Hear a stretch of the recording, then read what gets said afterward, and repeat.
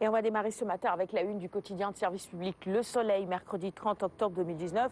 La lutte de la douane contre le trafic de drogue et cette saisie record d'une valeur de 3 milliards de francs CFA au port de Dakar. Les 43 kg de cocaïne étaient planqués dans une voiture à bord d'un navire en provenance d'Anvers en transit vers la Gambie. René nous en parlait tout à l'heure dans le flash également. Et puis autre titre à la une du Soleil ce matin, ce sont les travailleurs de la justice. Eh bien, le CITJUST démente toute grève. Tout va bien apparemment dans le secteur.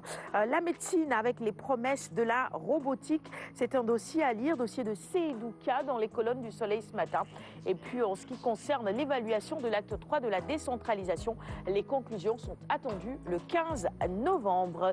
Le contenu local, pétrole et gaz, British a déjà contracté avec 71 sociétés. Eh bien, je pense que le sujet devrait également vous intéresser. C'est à la page 11 du Soleil. L'AS maintenant, qui revient sur cette saisie de drogue au port de Dakar. La douane intercepte 43 plaquettes de plus de 3 milliards. Et à la une, vous avez justement cette photo qui illustre cette saisie de drogue au port de Dakar par la douane. Enquête maintenant sur un tout autre sujet. Économie cette fois-ci, revenus générés par le pétrole et le gaz. Mythe et réalité. L'équation du partage est également posée dans les colonnes d'enquête ce matin. Enquête qui donne la parole au ministre du pétrole et des énergies. D'ailleurs, sa photo illustre la une de ce journal ce matin. La gestion des hydrocarbures est très complexe.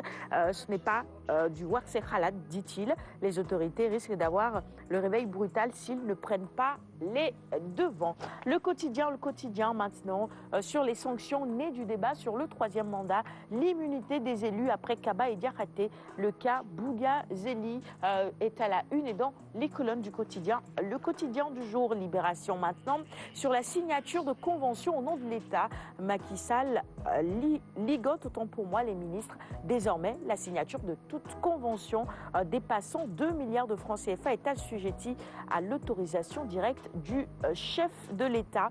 Pourquoi le président a durement tapé sur la table?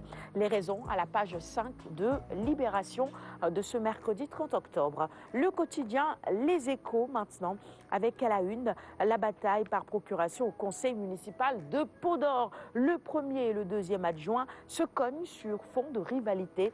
Il s'agit de Aïssata Tall et de Racine Sy. Et vous retrouvez ce matin l'analyse de quelques leaders également sur cette affaire dans les colonnes du quotidien Les Échos, notamment Issa Khali et puis Mansour Sall également. Et la léthargie du PDS, on en parle également dans le quotidien Les Échos. Un seul cédé en 2019, le nouveau secrétariat national fantomatique. Karim Wade bloque totalement le PDS. C'est l'analyse du quotidien Les Échos. 24 heures maintenant sur la décharge de Mbebus, un tueur silencieux, c'est comme cela que 24 heures qualifie cette décharge. 6 cas d'évacuation d'urgence notés à l'hôpital Fann. Je m'arrête peut-être sur ce sujet, Binta, parce que forcément, si ça tue, c'est la santé. Et à Mbebus, ce qui se passe, évidemment, les déchets biomédicaux mélangés aux ordures, c'est toxique. Ah oui, les déchets biomédicaux doivent être brûlés à l'intérieur, dans l'enceinte même de la structure. C'est pourquoi il y a des incinérateurs dans les structures de santé et il y a des personnes qui sont affectées à ces incinérateurs pour gérer les déchets. Oui, et surtout, c'est des crises respiratoires, c'est ça? Oui, ça devrait être ça. Je ne sais pas trop pour l'instant.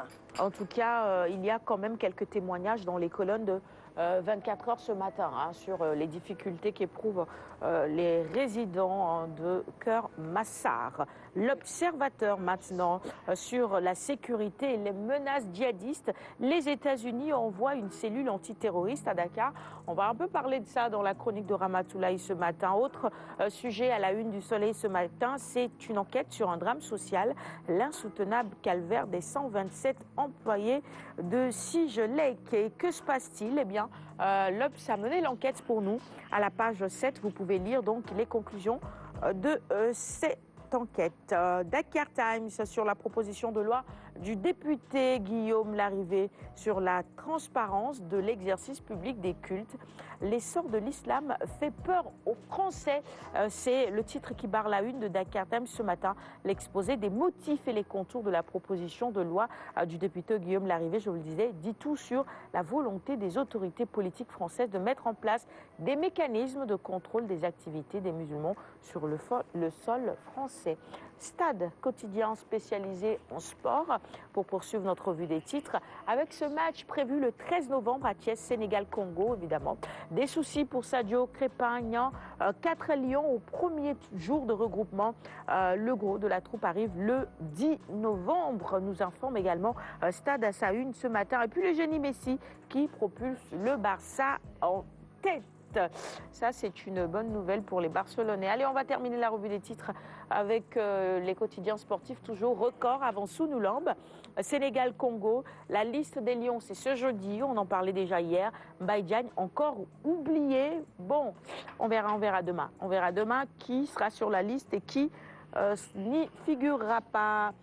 Basket avec le roi et la reine 2019, Tafa Diop et Kounan Dao trônent sur le basket sénégalais. Félicitations à eux. On va terminer avec Sounoulambe. Les enchères d'Ama Baldé pour croiser Modulo.